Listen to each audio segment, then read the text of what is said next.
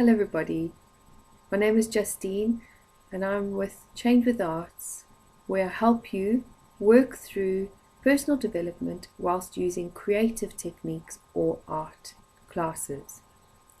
Today's short clip is about understanding how to help your child with bullying in school.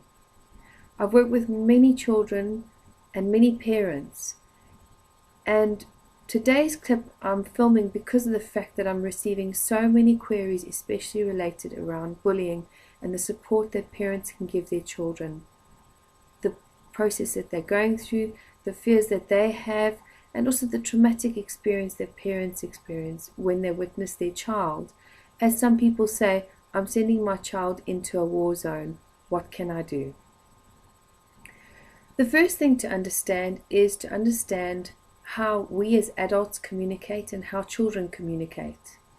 Children are creative. They think with their right brains. This means that they see everything as visual. So their communication is about visual, about seeing things, tactile things. We as adults communicate with our left brains. Our left brains, we have been taught through basically growing up in our childhoods and from our parents.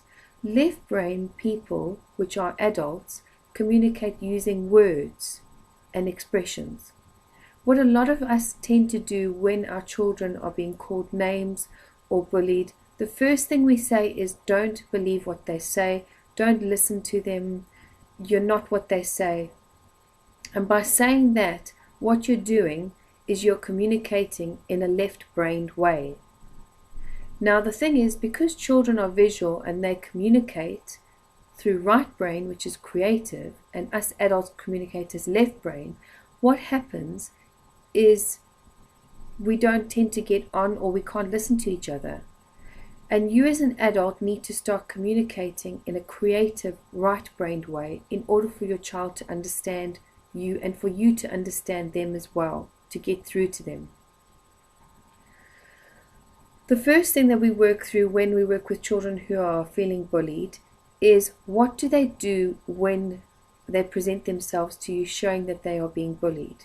For example, do they come home and kick their clothes? Do they cry? Do they scream? Do they shout? What do they actually do? That's the first thing that we ask when we ask parents that their children are being bullied. The second thing that I ask parents to set up is to apply destructive activities, creative activities with their child for an hour a day. Now, I will go into just a bit about destructive activities, not speaking too much of it because I will film a separate clip about that. What that means is for 1 hour a day, your child and you are together and you're doing something where you are physically releasing frustration, and you're doing it in a physical sense. So for example, whether it's throwing stones on the beach, whether it is running, whether it is sword fighting, whether it is walking in the park or swinging on the swings, having a trampoline, going as fast as you can on those swings or those roundabouts, all of those type of activities we call destructive, because what happens is in the brain you're breaking down built up and pent up emotions or thoughts in the brain. When you do this an hour a day, it gives you a break, gives you time to rest, it gives them time to play and relax and just unwind from the day. With that, they then start to actually process their emotions and work through situations that are happening, so that when they need to talk, you are there as their rock and their support. When they do start speaking during the destructive activity, it's very important to not put your take on it, to tell them what they should do or how they should do things. When they start speaking, the most important thing to say is first of all keep quiet, listen, and then ask them when they have finished speaking, because interrupting is also just as destructive as well.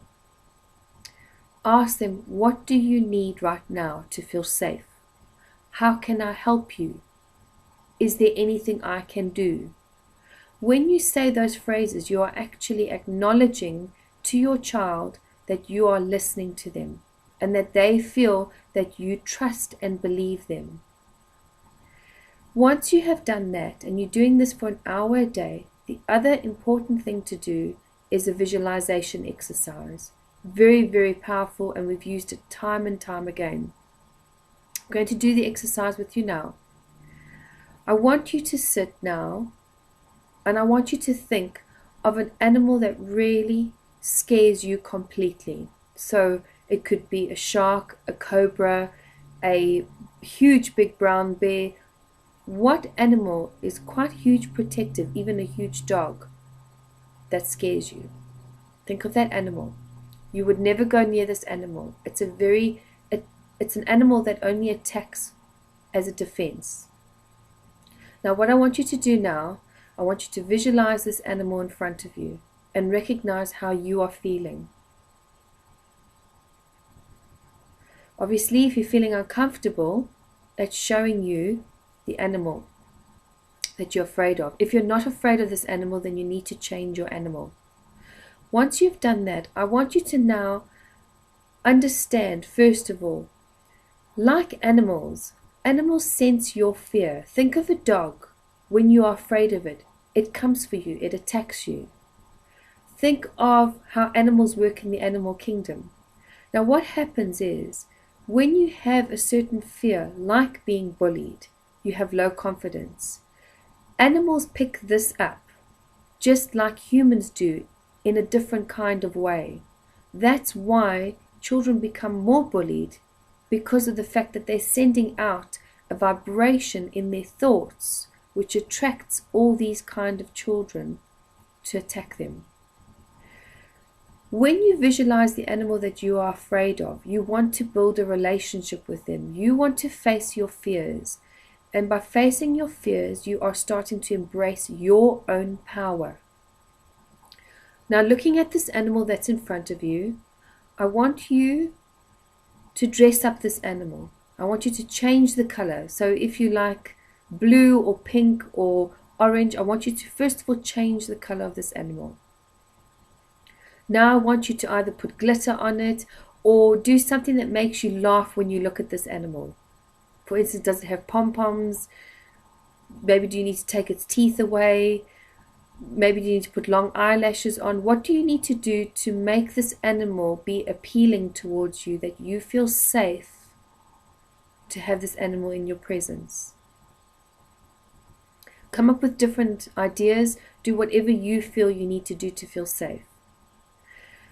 What you are doing is you are actually facing your fears. You are facing what you feel you're not good in when you do this exercise. Now, start reaching out and start touching this animal. How does it feel? If you need to change it to fluffy, change it. Now that you've done this process, what you need to do is understand that this animal is actually your protection animal. Wherever you go, this animal follows you. You can have more than one animal. You can have an animal on either side of you, in front and behind you.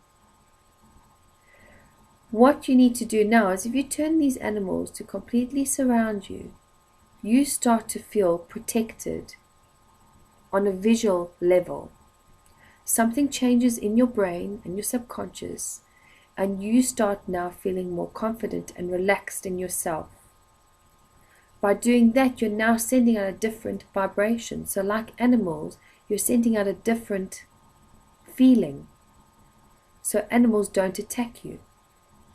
Now see this animal start to become your best friend. Your best friend will protect you. When you feel protected, think of you as a child when you've grown up and you have felt vulnerable. When you have been with a mom or a father or anybody who has protected you, you felt more relaxed because you were supported. Somebody had your back. This is teaching you how to have your own back with visualization. Now that we've done this exercise, what you need to do is explain this technique and actually do the visualization with your children. So every morning before they go to school, start building a relationship with this animal. It may have a name, it may come from a completely different planet. What does it eat? Where does it sleep? If you have a shark, it can obviously swim next to you. If you have a snake, it can crawl really fast wherever you go. If you have a dog, it can keep up with you. Whatever it is, this animal is your protector. So what you want to start doing is saying to your children, everywhere I go, I see this animal and I am safe. Just by saying that, it triggers something in their brain, in their creative brain, as they communicate creatively, to feel protected with themselves and start building their self-esteem and confidence. Once you do this every morning with them, and you say to each other, bye-bye, I'll see you later. Have you got your animal? Yes. Are you holding your animal's hand? Yes. They'll start to relax, which means they'll start to not send off a vibration of fear anymore. This visualization every morning and working together as a team with every hour, once a day, 1 hour, doing a destructive activity. Destructive is breaking down their thought process that have been built up through the day. You will start to see a turnaround. Obviously, this is just an information clip. If you have any questions and if you need support, you're more than welcome to contact us to actually adapt the program for your specific child. You can find us through information, info, at changewithart.com, or our website, changewithart.com. Hope this has helped you. Get creating your animals, start building a relationship, and start facing your fears. Look forward to the next clip.